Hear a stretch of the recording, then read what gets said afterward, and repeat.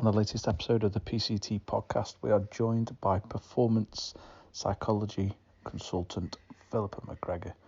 Philippa speaks to us about adolescence and the adolescent brain and how we as coaches can identify and adapt our practices to help others. If you like what you hear, please subscribe, like, share, drop us a review, and we hope you enjoy the latest episode. On the latest episode of the PCT podcast, it is an absolute pleasure to welcome Philippa McGregor. So without further ado, good evening, Philippa. How are you? I'm good, thank you, Martin. How are you? Yeah, not too bad, not too bad. Obviously, we're recording this during, I think, week 9 of lockdown. I forgot what week it is. How are you finding lockdown, and how has it changed the way that you're working at the minute? Yeah, really different. Quite drastically different. To be honest, which is created a real sense of challenge for me. Like especially at the beginning. So I was used to kind of traveling 2 to 3 days a week. Minimum really, like up and down the country, and also abroad, internationally with some of the consultancy stuff I was doing. And then literally was on an England camp, got the call that or the head coach got the call that the tournament, so we were awaiting Slovakia, Wales and France to join us at St George's Park, that was off, and that everyone including staff was to be sent home immediately. And since then, just very different. Like as a psychologist, you're used to that, not just interaction with people, because you can get that to an extent over a Zoom call, which is great, but that like actual person connection, and I've really missed it. Really missed it. So life has been very different. I've never in a long time been in the same place for the length of time that I've been now in lockdown, never mind being in the northeast for this long. So it has some perks, even though I can't see family or whatever. So yeah, it's certainly very different. A strange and, as you say, different time whilst we go further and further into lockdown. I mean, for anybody that's not aware of obviously the work and the roles that you currently hold, do you mind just give us an insight into what it is that you do and how hectic your life is at the minute?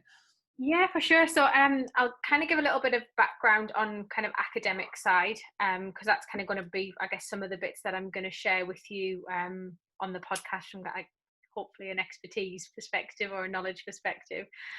So I started, I went to St Mary's University in London and did an undergraduate degree in sports science.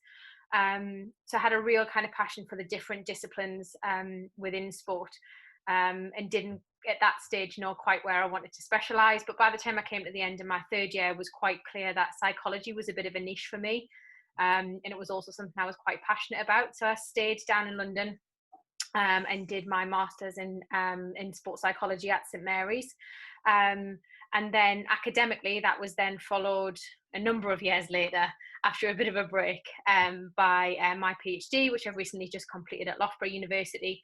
And then I guess from a qualification standpoint, my professional accreditation, that kind of gives me the stamp to kind of say that I'm allowed to do what I say that I do. And I've kind of got that that chartered scientist status to be able to practice as a performance in performance psychology support. Wow. So that's kind of academic qualification stuff. And then from a role perspective, currently, so in the past year, I made the decision to go self-employed. Okay. So I was at Manchester City for 5 seasons, and before that I was at Fulham Football Club down in London for 6, and working in a range of kind of other different sports. But as of last year, I kind of decided that it was time to move back to the northeast, so set up my own consultancy business, which has been amazing this year. Like, has brought a real variety to the work that I do within performance psychology. So I'm kind of branched out into more business and corporate environments, working with a phenomenal company in the Peak District called Mindflick. So they've kind of given me those experiences within slightly different context to what I've been used to. And from a sports perspective, very much kind of kept my hand in the football sector, consulting for the FA, specifically working with the women's under-17s national team, which again was really different for me because my career to date has been in men's football, in boys' academies. So that's been another real welcomed a real welcome variety. And then just a range of other like projects going on with UK Culture and a company called My Mentor, doing some project-based work for them. So really enjoying the variety despite the distance that COVID-19 is presenting. I mean, one thing I just wanted to touch on from that, obviously being from the Northeast, spent a lot of time down south, and we're going to speak about sort of the psych corner and psychology. How did you find that? So if there's anybody listening who's maybe a bit anxious about moving away and studying a trade, for example, what advice would you give for that, moving away at a young age? What was it scary? Absolutely. Like, you know, I'd never lived away from home before, but I think for me, thinking about opportunities, you know, they, not that they weren't around in the Northeast, I'm sure they were, but I was also well aware of sometimes you have to spread your wings and you have to step outside your comfort zone and do the thing that scares you most. And yeah, moving to London was a massive deal. I moved down. We moved down the first weekend. The next weekend, my mum was already there visiting. So you know, it's not the other side. It's not the other side of the world. But I think from a personal and professional development standpoint, it was the best thing I ever done. Best thing I ever did. It learned me so much, not just professionally, and it didn't just allow me to get my career kick-started, but also personally.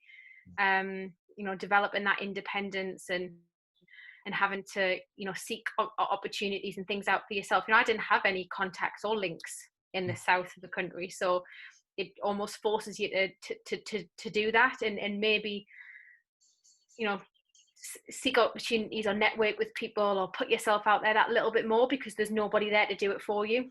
Yeah. So for me, yeah, it was one of the best decisions that I made, and I'm so grateful for all of the opportunities that were then afforded to me, that, you know, from being down in London. So my advice would be, yeah, do that thing that scares you, take the leap. And you know what, if it doesn't work, that's okay. You can go back and there can be another path, like, but you never want to be left with, oh, what if I just give that a go, you know. So I think that was a big thing for me. I gave it a go. I didn't want to be left with a what if, and I was bold, took the risk, and moved down south to a very different culture and if you like, to what I was used to in the Northeast. Yeah, no, I can imagine. I mean, just going back to sort of the academia side of things, you've been involved in a number of publishings. How can the listeners sort of have a look at these and what they are based around? Yeah, so I guess the most recent two, and the two that are probably most relevant to kind of the football world, would be within the past year, I worked with some colleagues from Manchester City, and we wrote a book chapter for Jamie Barker and some other academic and sports psychologists, which is called The Psychology of Football. And I think the idea behind this book was to almost capture the applied practices and ways of working from kind of different fields of leadership, of academy football, of kind of different psychology topics within, but specifically within football. And in our chapter that we wrote, we really almost like laid ourselves out and really shared how we developed and integrated psychology into Manchester City Academy, but then more broadly within the City Football Group and the other clubs that we were then linked with. So we shared our approach for that. So ours is basically like a case study chapter in that book, which outlines kind of how we went about doing what we did in 2014-15 when psychology in Manchester City Academy didn't exist. Yeah. which often surprises people, given that, you know, when I was my previous role at Fulham, we'd had it integrated since 2010 2011. Yeah, wow, big move. I mean, I had the absolute honour of being in attendance of one of the workshops you delivered on the youth development phase Advanced Youth Award for the FA, and a lot of the information that you presented really hit home for me, just with some of the young people that I was working with at the time. How much of a challenge is it to be an effective coach in the YD phase if we take into account that, you know, that child is going from primary school to high school or secondary school? Yeah, I think it's a huge challenge, but more importantly, it's a huge responsibility. You know, the YDP phase coincides with the period of adolescence, which we know is the second biggest developmental phase of anybody's life. So the first phase being between 0 and 3, we go through huge development changes, you know, once we're born. And then the second biggest development stage is when we hit that period of adolescence. And it's also YDP, adolescence, a phase and a period of development that coincides with puberty. So they're going, you know, players in these age groups are going through profound changes physically, biologically, socially, emotionally, cognitively, you know, all of which they're trying to learn about themselves and how they fit in and how kind of the world works. And those of us who are working with them are also trying to keep up and, you know, check in on mood and how they're doing with all of those kind of changes that are going on. And I guess one of the biggest challenges is especially for those of us who work in sport, and this isn't just a kind of the elite end at all, but is that the physical maturation quite often of young people who are involved in sport can create quite a different impression compared to maybe their cognitive, emotional, social development skills. So sometimes you can be, you know, have a 13-year-old lad stood in front of you and he might look about 16 when he's, you know, from a physical standpoint with maybe some of the early developers that you're working with. But I think one of the challenges comes from the fact that children's brains are not fully formed and developed until way into their 20s. You know, it could be right up until 30, where, and when I say developed, I mean from a functioning standpoint. Our brains always, you know, we're always learning new stuff, so it's continuing to evolve. But from a brain development standpoint, adolescence marks a really vulnerable stage. And we can't see that. So, you know, and it's not something that everyone always reads about or talks too much about. It's being spoken about a lot more now, which is great. But I think in high performance environments as well, or in sports environments whereby you know, you'll often find that those young people, whether it be at grassroots level or whether it be at academy level, in various sports, they do almost grow up a little bit quicker, just because of that kind of, you know, what it's like to go to training and have a schedule and have things, you know, you've got to get your equipment and things to look after, and you've got to be part of a team. You know, that often kind of excels some development for sure, just due to that environment. But I think with that, one of the challenges that often comes, and I include myself in this bracket absolutely, is that, you know, we can see maybe someone who looks very physically mature. We can have you can have a conversation with a 12-year-old that maybe a normal, I use that term very loosely, 12-year-old just couldn't have with an adult. We can be really prone to forget that children and adolescents are not mini adults. Yeah. So this stage of development, where, you know, what YDP or adolescence, whatever you want to call it, is, you know, requires real awareness and understanding. And I firmly believe, and I bang this drum a lot in terms of my applied practice and role as you know, within psychology, is that I believe that all individuals, whether it be teachers in schools, youth workers, coaches, support staff who are fortunate enough to work with young people, and especially those individuals who are fortunate enough to work with talented young people, should work in a developmentally attuned way. That is, they should be tailoring their work and their support accordingly to the specific stage of development that young person's at. And it's interesting because we talk about the YDP phase and we talk about adolescence, and even those are umbrella terms, because adolescence is split into three subcategories. You've got your early adolescence, your mid adolescence, and your late adolescence. all of which are going through different developmental trajectories. So the complexity of working with that age group, I think, is what presents the challenge. And I think the responsibility and the duty of care that we have of working with young people during the second biggest developmental stage of their life is pretty profound and important to take seriously.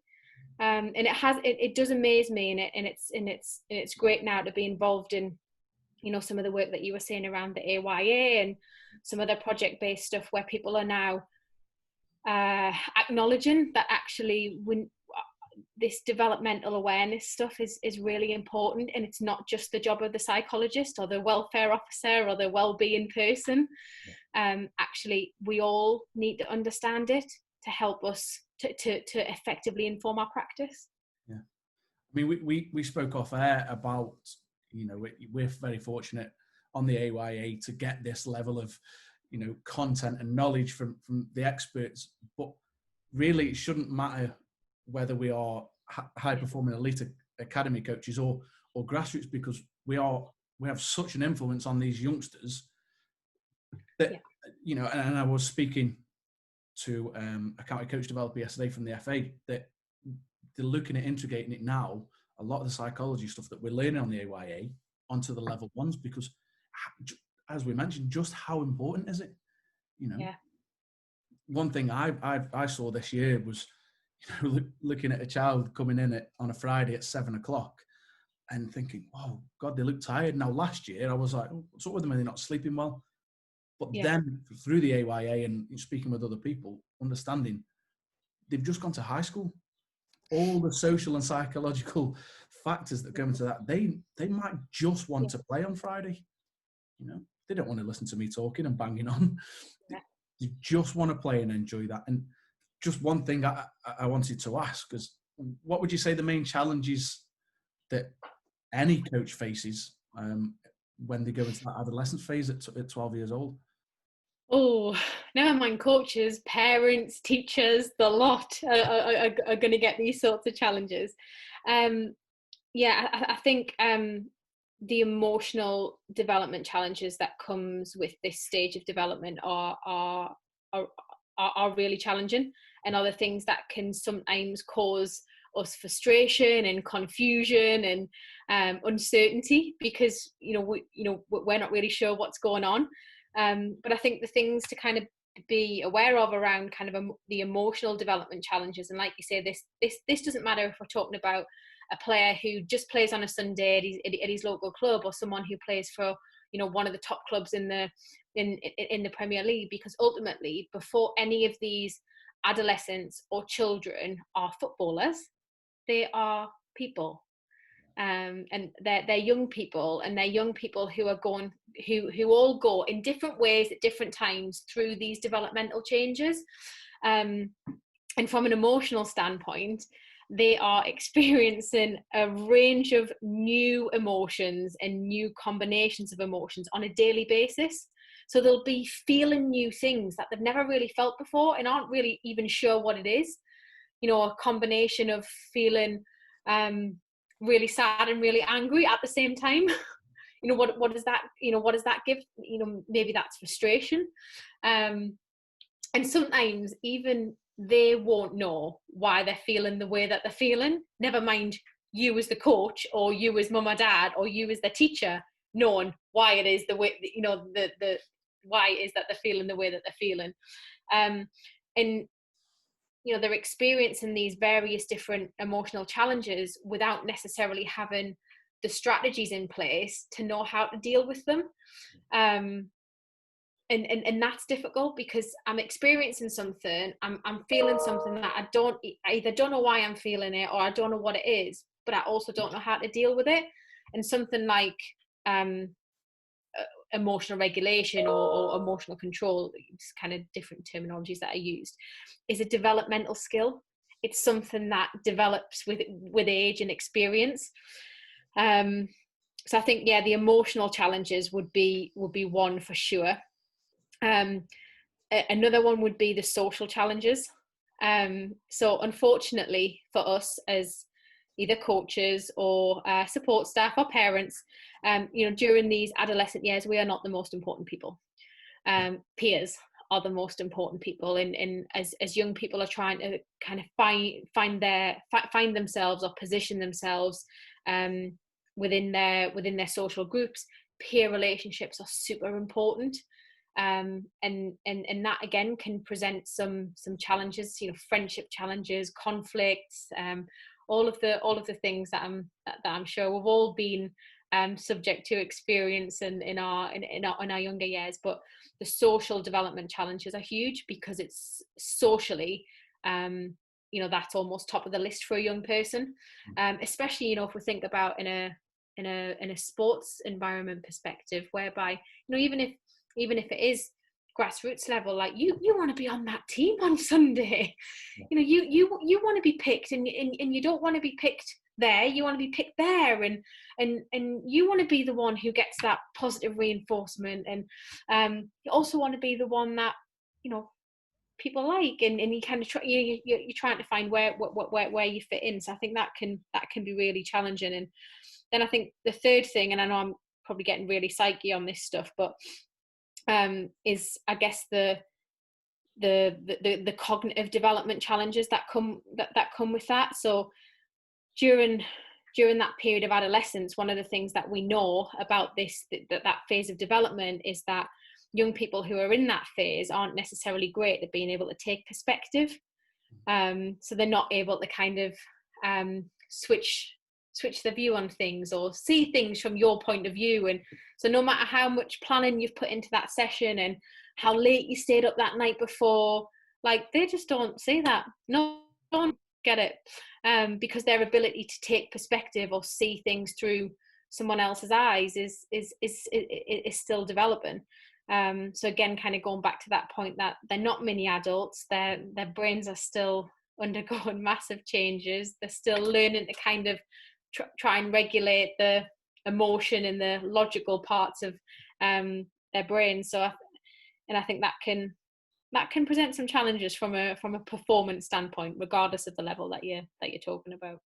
I mean, with all that in mind, as well as organising match days, training, and all the planning that goes into it, is there any particular changes that coaches should look for in their players? Their people during adolescence, physical, emotional, and you mentioned their cognitive and social biological behaviours. Is there any one that stands out, or see them all? Yeah, I think, and the difficult thing is there's going to be all of those different types of changes, but they're not. So even if you've got, say, the under 12s, they're not all going to go through exactly the same changes at exactly the same time. Yeah, you're going to have some early developers, some late developers. Again, what some of the psychology research has looked at is some of your late developers, from a physical standpoint, physically may be behind some of your early developers, but actually from a cognitive, emotion, and emotional, even maybe social standpoint, can often actually be quite more advanced because they've had to be, because they can't rely on their physical skill.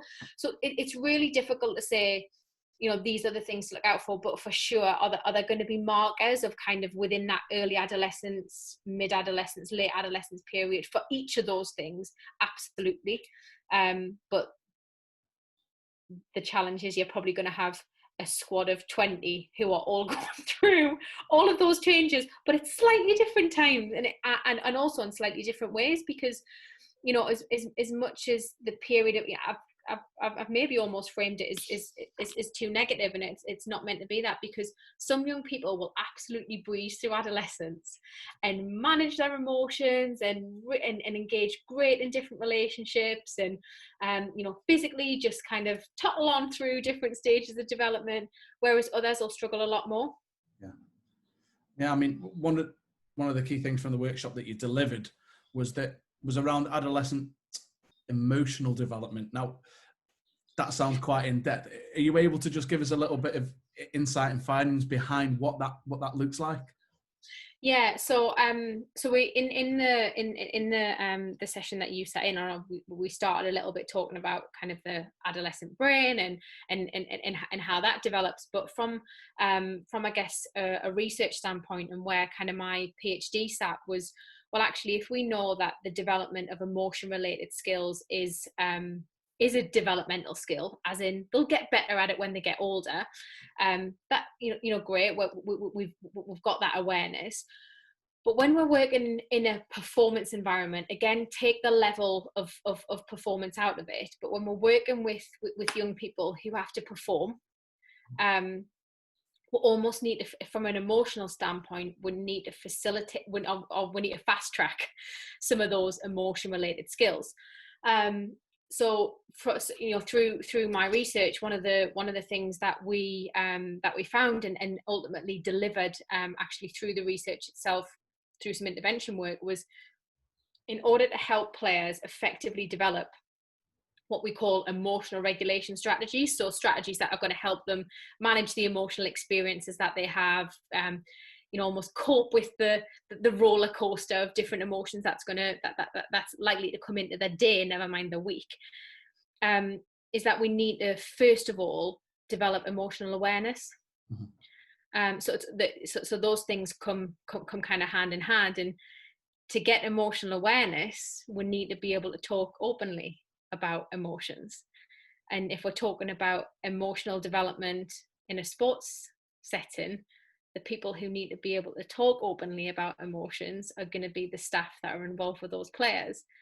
The most important staff being the coaches. So coaches,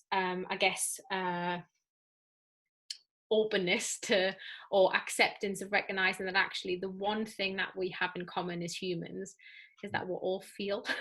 We all have, and that's both a gift and a curse, emotions of humans for sure.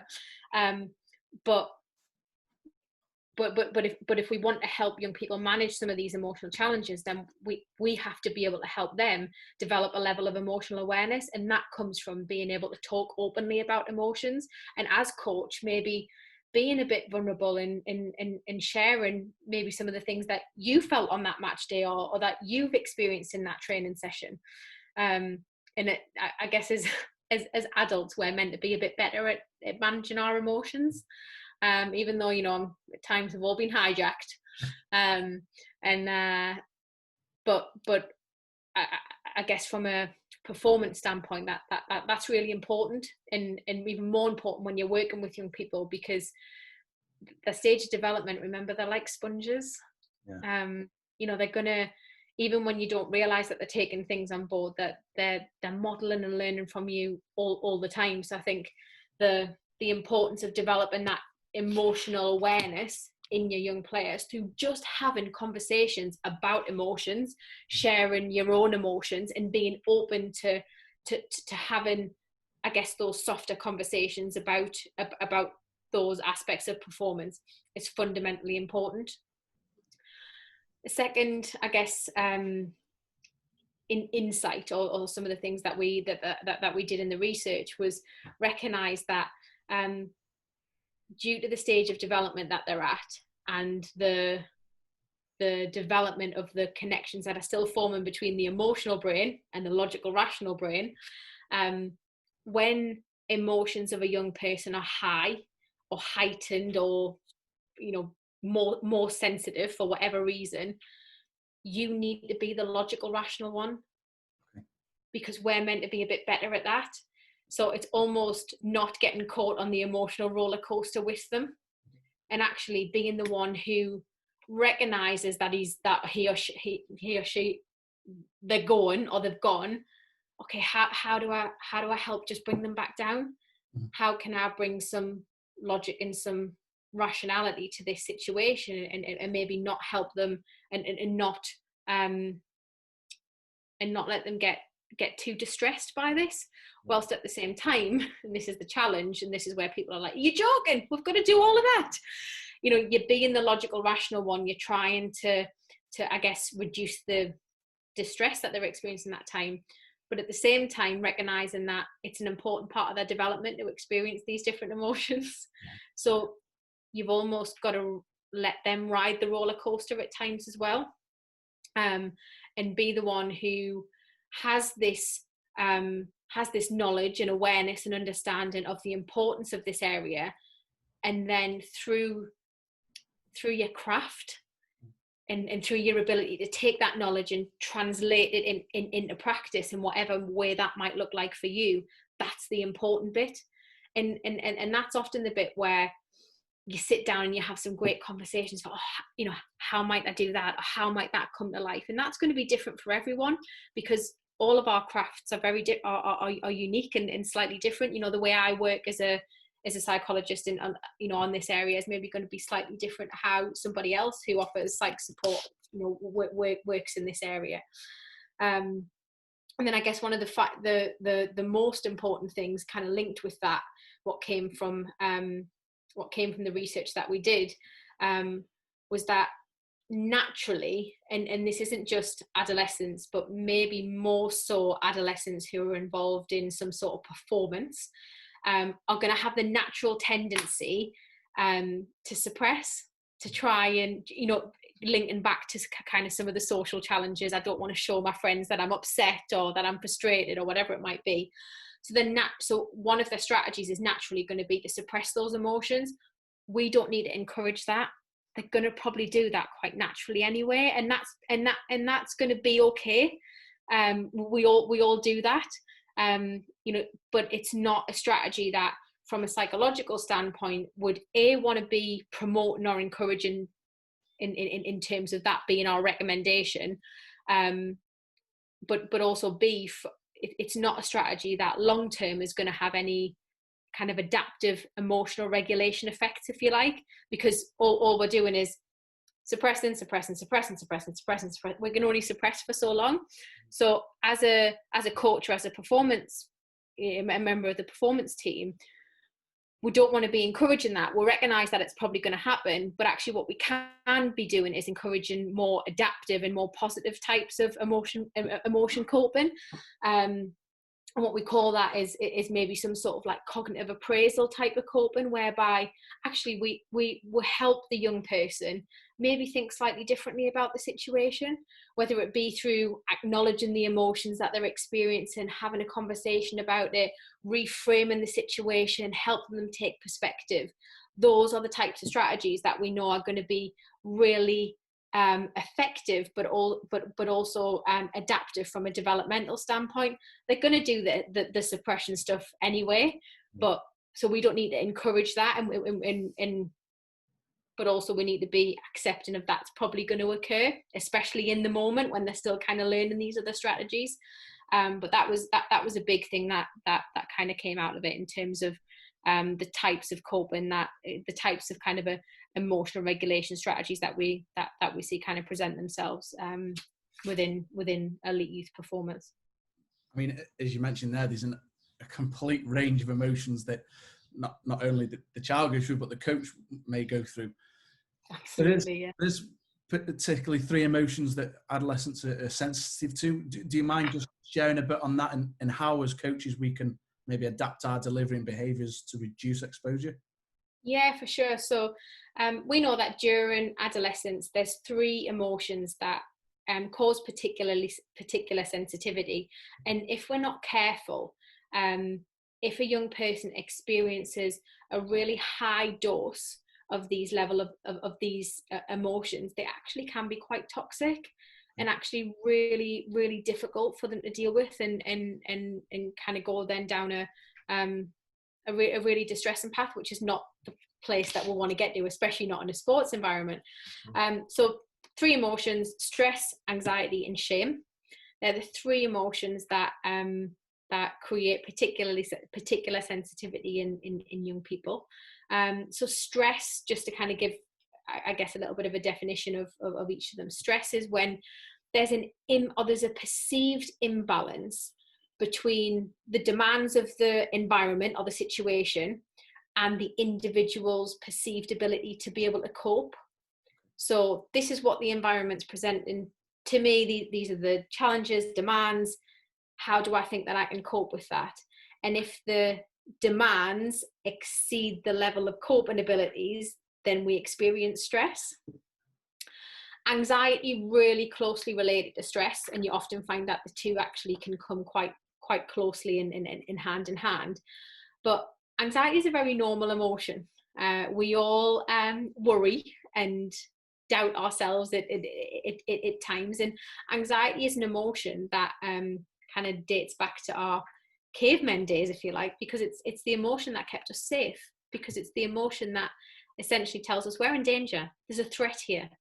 It makes us doubt, it makes us worry, it makes us maybe question a little bit more. So it's very survival driven. It's something that we will all experience at some stage. But for a young person, you know, if high levels of doubt and worry and fear and that level of threat becomes really high, that can be quite distressing. And again, we can see how an emotion like that can actually present itself quite frequently in performance environments, you know, when you playing that game, or you're up for that trial, or whatever it might be. And then the third one being shame. So shame develops from it, you know, I guess is an emotion that presents itself during adolescence, because it comes from developing the capacity to think about what others are thinking about you. And that almost that, you know, that worry. So, you know, very, very, very closely linked, the three. And in terms of how you're able to support those emotions, I guess from a stress and anxiety perspective, what we often see when someone experiences those emotions is that they can become quite fixed in terms of their thinking. So they can become less adaptable. That logical, rational, emotional brain definitely isn't in any sort of swing.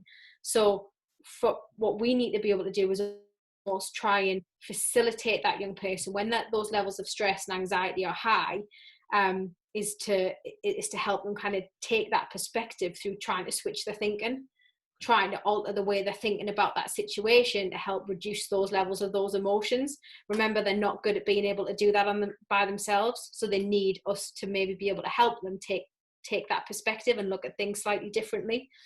I think the second thing is maybe slightly harder, but almost that acceptance that emotions are going to come and go, and actually as much as those emotions are maybe slightly unpleasant, they're actually important to experience. Like, we need to learn how to deal with stress. We need, you know, anxiety, we're all going to experience it. So we've almost got to be careful that we don't meddle or suppress those emotions, but almost learn the young person a way of kind of accepting that, you know, when I'm feeling stressed, that's probably exactly how I'm meant to be feeling, and I'm feeling stressed for these reasons. So that level of acceptance, and the analogy that I've used in the past when working with young players to help them manage these types of emotion is being quicksand. So if you fell in quicksand, what's your brain going to tell you to do? Get out. Yeah, like fight it. So, okay, brain's telling you, fall in the quicksand, I've got to fight it, I've got to get out. What's going to happen? I'm probably not going to get out. And what's going to happen as a result of that? I'm going to get tired. Yeah. So you're losing, right? You're trying to fight the quicksand, you're trying to get out. It's not working. So actually, it's almost doing the reverse of what your brain's telling you, and being like, okay, I'm in this. I almost need to accept this situation. I need to try and relax. And actually then hopefully I'll drift out of the quicksand. So that level of acceptance, so especially when experiencing difficult and unpleasant emotions, almost just recognizing that, yeah, that is how I'm feeling. I am feeling really nervous. I am feeling really anxious. I am feeling really frustrated. So recognizing the emotion, accepting it, but definitely not fighting it, because the more you fight it, the worse that it gets. And emotions are pretty powerful. I don't know if I shared this fact in the session that I did with you guys, but the emotional part of our brain is 5 times more powerful than the logical, rational thinking brain. So when that emotional brain is kicking off it's in full flow, and you're trying to fight the emotions that you're experiencing as a result of that, you're not going to win. Yeah. So almost teaching that or helping them understand that way of recognizing the emotion, coming back to building that emotional awareness. I am stressed. You know what it is, coach? I'm really stressed today. We've acknowledged the emotion, and we're almost creating a bit of acceptance that is how I'm feeling. So instead of trying to fight against feeling that stress, I'm almost accepting that it's there, and I'm letting somebody know that it's there. Yeah. And creating an environment where those sorts of conversations happen is like gold. And then I guess the third thing, or slightly linking with that one, would be helping a refocus after that. So you have the emotional experience. It's almost that the reaction happens. It's releasing it in some sort of way, but then creating a refocus. So rather than kind of attention being all over the place, or attention getting pulled into the feeling, which really isn't uncontrollable, because it's gonna be there for however long it needs to be there, and the more you get sucked into it, the stronger it's going to get. You're almost giving it more power. But if you can refocus on something else and make it maybe more, so whether it be like, I don't know, related to some like process goals or kind of 3 key targets, or give an alternative focus, that's something that's really gonna help. I mean, that leads me on nicely to one of the key points I took away from the workshop was, and you know, it might not be the most politically correct way of saying it, is that the more emotional the person, the more stupid the decision. And I think any coaches listening will be able to, you know, link with that and understand that we've all seen players, and we've done it as coaches and, you know, as players ourselves, that we're emotional, we're frustrated, we're wound up, we might be stressed, and we go flying into that tackle, and all of a sudden it's, world's caved in, it's gone. You know, how can we support that when a player becomes so emotional and they're making these rash decisions? How can we help with that? So yeah, I think kind of similar strategies to kind of what I've just spoken through there. But another thing would be to kind of think about kind of what's that, you know, what's occurring in that situation. So first of all, what's triggering the emotion? Yeah. So do we know what you know, if a young player is getting, I don't know, say it is some of those more negative emotions, or even say like overly excited or frustrated or whatever, angry, what are the cues that are triggering that emotional experience? So when, again, kind of raising awareness of those. One, are you aware of them as the coach in terms of what is it that pushes these buttons to get to that response? Where's that coming from? You understanding it and the player understanding it. So having that conversation, spending time having, you know, whether it be, do you know when it happens? It happens when he doesn't start, or it happens when she gets a bad call's made against her and the ref doesn't make a decision her way. It happens when she doesn't get the pass that she wants when she's on the edge of the box. And every time if someone doesn't give her that pass, we see it happen. So identify what the triggers are is, I think, definitely step number one. Then kind of exploring, so when this happens, what do we see? What do we see? And the reason why we do this part is in terms of, I guess, what this would be the response bit, is we get the young person to think about, you know, what does that look like? What do I do? Oh, well, like my head goes down, my effort levels reduce, or I start you know, doing things really quickly and moving all over the pitch. I come out of position. I'm short-tempered with people. So we identify what the response is. And then the third thing would be to then say, okay, so what's the outcome? What's the reward of all that? Well, I don't know, maybe like makes us feel a bit better, or get it off my chest, or like I guess that experience of release there. Okay, so with that, we've kind of got 3 stages. We've got what triggers the response, we've kind of explored that, linking with the emotional awareness stuff. We've then gone to the response itself, and we've identified, what do we see from your actions and behaviors that goes on when you experience that emotion? And then we've gone, okay, so what's the outcome of that? Well, I get my emotional release, or I'm pulled off, switch positions, or I don't play the whole game, or I don't play the next game, whatever it might be, if it's been a negative emotion. So what we want is, or what we have to accept, is that actually the triggers probably aren't going to change. We can't stop the ref making the bad calls. We're not going to suddenly make you start every single game. You're not always going to play in that favourite position. There's not always going to be great weather conditions. And no, you're not always going to get the ball when you're on the edge of the box. So that's not going to change. There's nothing we can do about that. The outcome bit, I guess if it's being pulled off or a negative bit, like that could be a changeable factor. But in terms of the reward that you're getting, in terms of the emotional release, actually, we don't want to change that either. So we want you to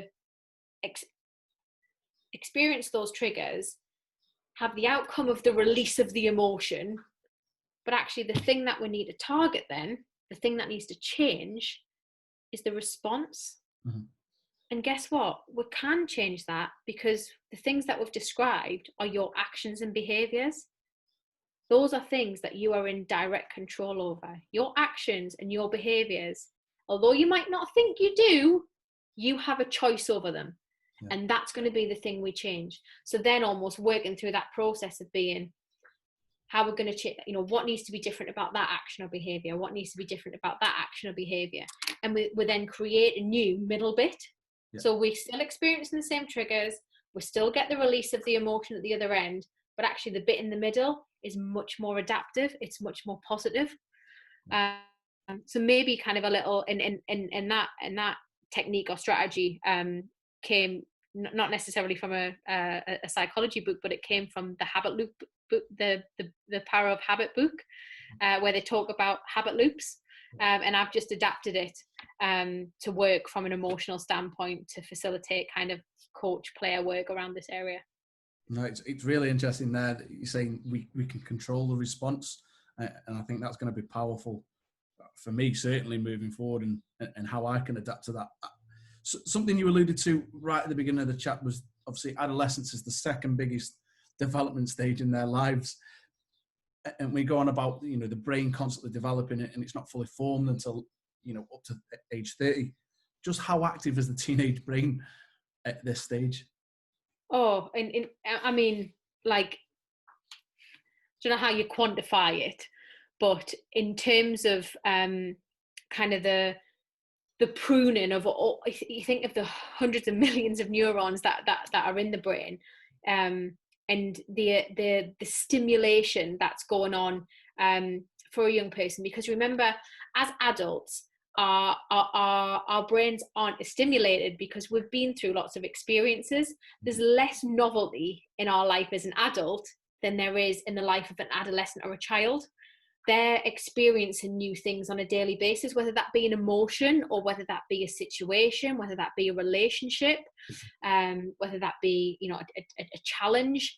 They're experiencing a lot of novelty.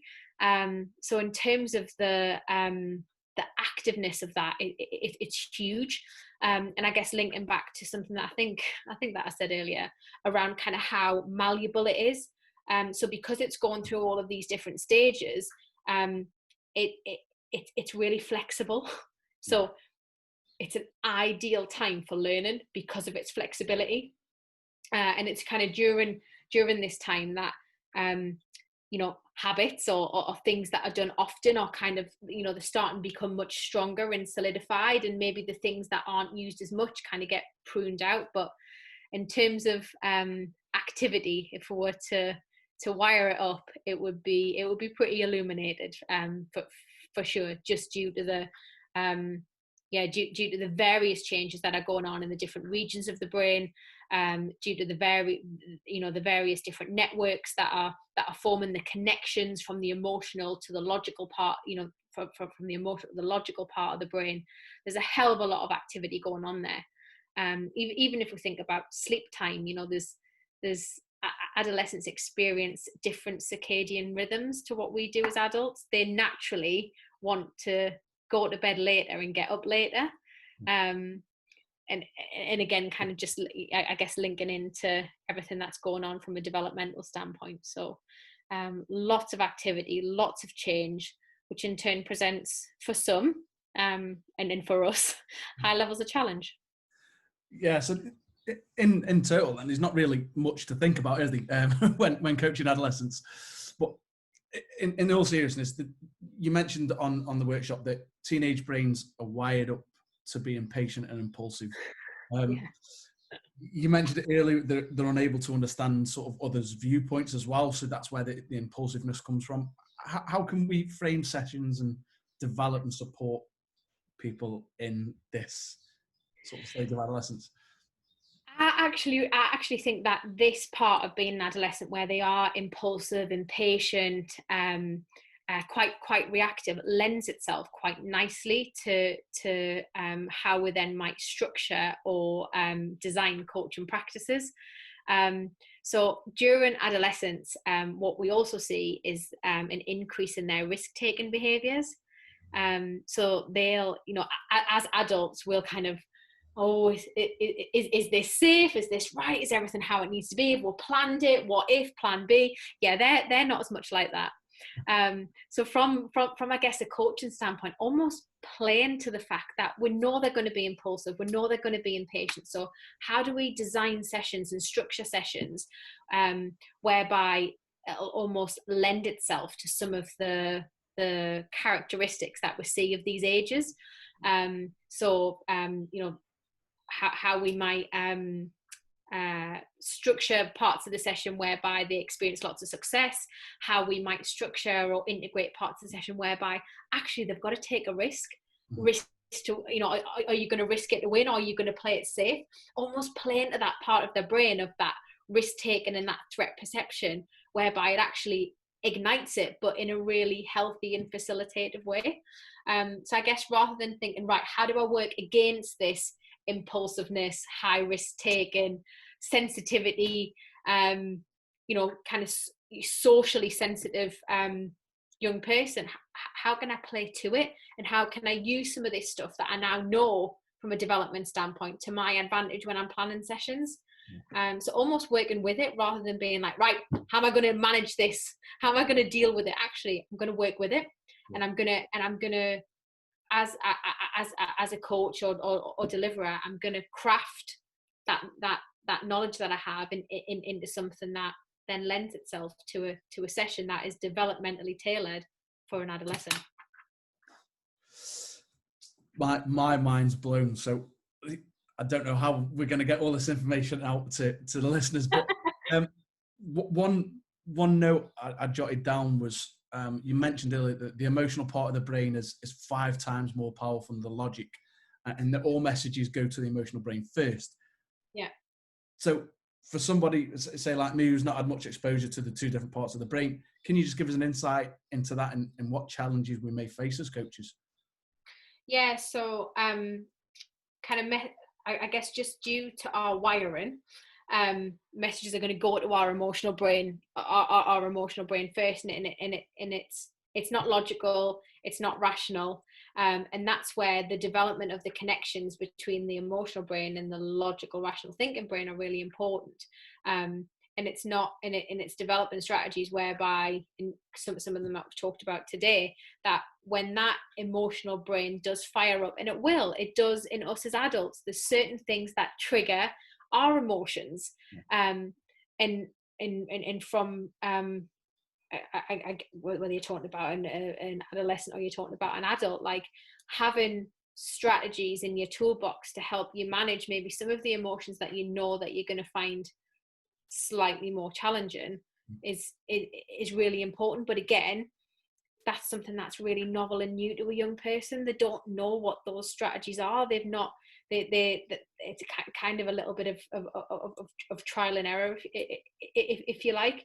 But I think just that basic awareness of recognizing that we do have this emotional part of our brain.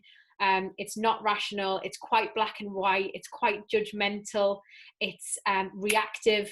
It's impulsive, and it is super powerful. But we've also got, you know, a huge part of our brain that's responsible for rational, logical decision making that can help us with different strategies and techniques to manage that. You know, when that emotional brain fires off is really important. So without being a neuroscientist or having, you know, done a PhD in adolescent emotional development, actually just by knowing the basics of that, these like almost there's two systems. They're kind of a dual systems model. We've got the emotional brain, we've got the logical, rational thinking brain. The development of emotion related skills is a developmental journey, if you like, but actually in a performance environment, there is something that we can do to almost fast track or facilitate some of the development of those skills.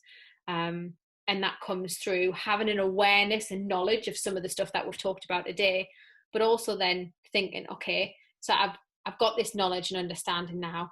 How do I then craft that how do I then craft that knowledge to facilitate the delivery of a session or a practice that I'm running? I mean, with all that to take in mind, and you know how deep we've gone with that, one of the things that are in big bold letters on my notepad from the workshop is, why fit in when you're born to stand out? You know, what would you say around that to any player that, or coaches that are looking to stifle creativity in this part of adolescence? And you know, I think it's it'll be a battle, like especially for or especially when you're working with young people who maybe are very emotional, and who maybe don't have the strategies to manage those emotions particularly well, almost trying to work against that, or trying to work in such a way that that doesn't almost accept or facilitate that developmental journey is going to make your life and role really difficult. And I guess that kind of, you know, that point kind of links back to the social development challenges that we spoke a little bit about earlier, like in almost the conflict sometimes that young people come in as in a football team or in a high performance environment. Like, you do want to be the one that's picked, you do want to be the one that the coach talks about, yet also then the other side is that, oh, but I want to fit in with my friends and I want them to like me. So I think just recognizing in any sort of performance environment, no matter what the level is, there's that social conflict of, I want to fit in and I want to find out where, you know, socially how I operate in this group, and nobody, especially a young person, nobody doesn't want to be part of something, but you know, and have those connections. But at the same time, I want to be picked for that starting 11 on Sunday, or I want to be the one who gets my scholarship, or I want to be the one who gets the full time, gets on the full-time program. So then I have got to try and stand out, and that's almost a constant battle that I think a lot of young people will go through, especially those in performance environments. So how do we take good to great and great to elite? Oh, big question. I'm sure we could do a whole nother podcast on that one. But yeah, definitely. I think the first thing for me would be that it's about holistic player development. Okay. We're all you know, one cog in a very big wheel of things, and I think not, you know, psychology, and especially in football, is slightly late at the party. It's something that, you know, we're starting to recognize is important. We're starting to be a bit more proactive with and less reactive, and we're starting to recognize actually the importance of this developmental understanding and some of the stuff that we've talked about today. But I really do think that to take, you know, that would be kind of top of my list, that it is about holistic development. I say that's top of my list. I'm going to trump it with something else, is that I think it starts with the person. I think if you can as a coach, as sports psych support, as the S&C, as the physio, as the teacher, if you can connect with the person first, then actually the performance or the achievement or whatever it is that is the next thing, should happen second. And I think that person connection is fundamental. And interestingly, it links with I did a webinar earlier this afternoon, and Sean Wright Phillips came on and talked about some of his experiences as a kind of coming through the youth system and kind of going into the senior game. And one of the things that him and I talked about was actually small things can make big differences, especially for a young player. And those small things aren't often performance related things, they're often person related things. And that sense of genuineness and realism about the connections and the communications and the relationships that you bring, I think will really bring out the greatness in any young person, because it develops that trust in that relationship. I then think, kind of linked to a lot of what I've spoken about on this call, developmentally attuning your practice is absolutely fundamental. So practicing in a developmentally aware and appropriate way. So recognizing that, you know, children aren't mini adults, they're, you know, and you know, understanding the period of adolescence and the different sub phases that exist within that allows you to really tailor the delivery of your work. So I think that would also be a huge one. I think in any performance setting, whereby there's, again, like kind of removing the level, because it's all relative, right? So if I play for my local team on a Sunday and you play for Barcelona Academy, like, you know, we're still going to maybe both get nervous, we're still going to maybe both feel stressed, and it's relative to me for me playing on a Sunday in my local team, and it's relative for you playing for Barcelona. So I think taking good to great also involves recognizing that in performance environments there's going to be an element of challenge. So whatever that element of challenge is, there needs to be support there to just kind of not necessarily match it, but just make sure that that person is okay. And because it's that slight difference that's going to be the development bit. And then I guess the final thing would be never losing the enjoyment, especially in children and young people. The minute that enjoyment goes, the minute that smile doesn't happen, the minute that laugh doesn't sound in a session, then I'm not sure where you're going. And ironically, that was also something that Sean spoke about in our webinar earlier this afternoon, that he had that enjoyment, yes, challenges throughout his career, but that enjoyment and that love for the game was always there. And I think us as support staff and coaches have got to be careful that we don't kill that. Yeah, I agree. Through not deliberately, but through maybe some of the ways that we practice or things that we do, which is all done with great intention, I'm sure, but keeping that enjoyment and that passion and that love for the game, that, you know, is, and I don't know how you give that, but I do definitely know how you kill it. Two powerful messages there. And as I say, small things can make big differences, and don't lose the enjoyment. Don't, as you mentioned there, the love of the game. I'm really conscious that I've taken up a lot of your evening, and it's flown. I don't even know what time it is. Well, we've been on now for about an hour and 15, which is, wow, no way. I talk too much. This is what you get when you get somebody from the Northeast on a podcast call. then, well, I think my pen's on fire, and the amount of notes I've taken down personally.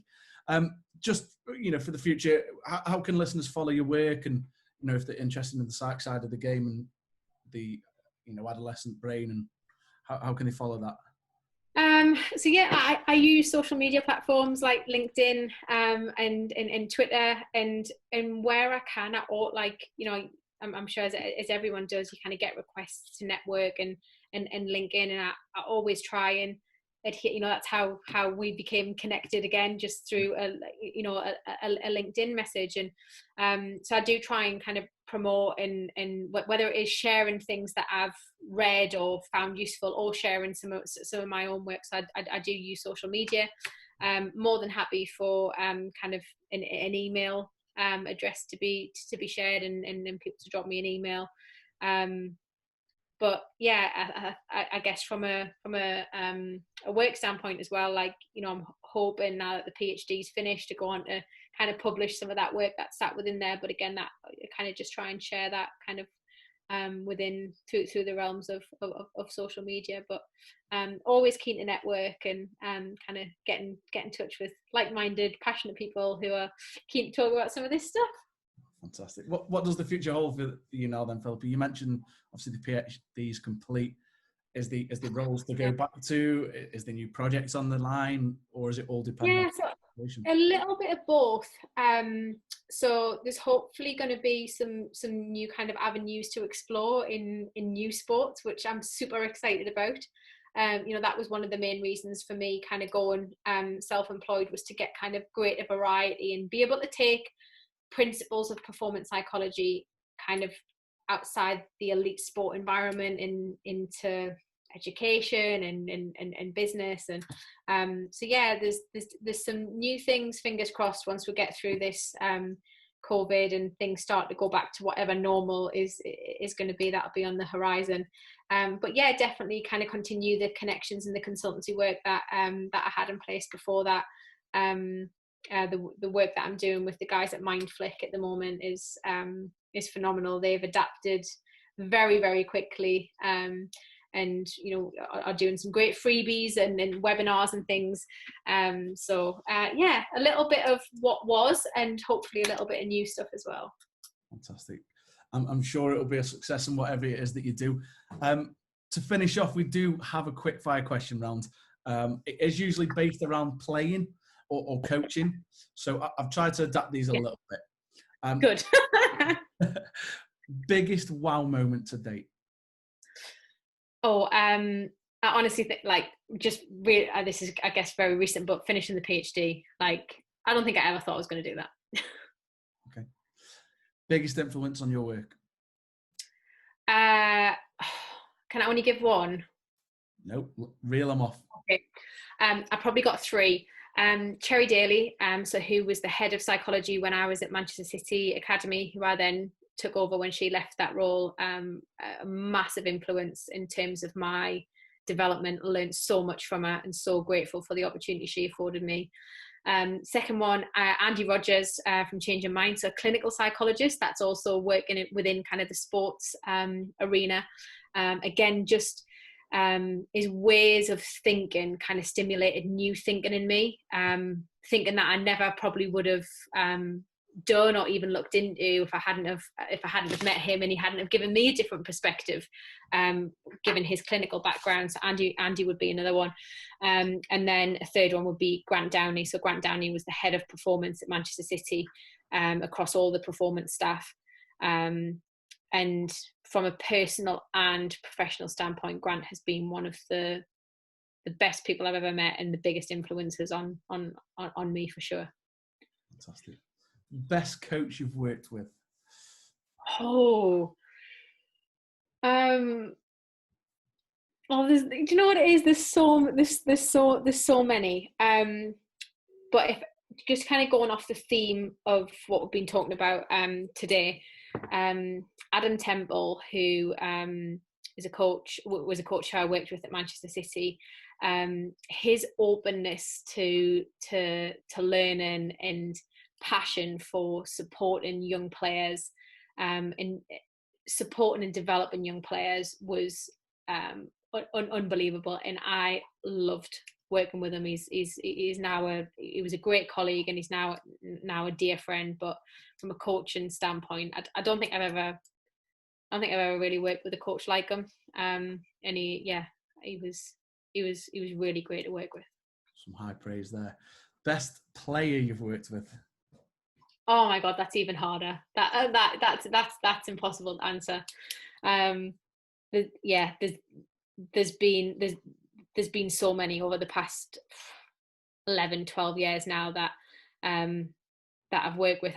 I could not possibly give a name, but I think you do it for them, right?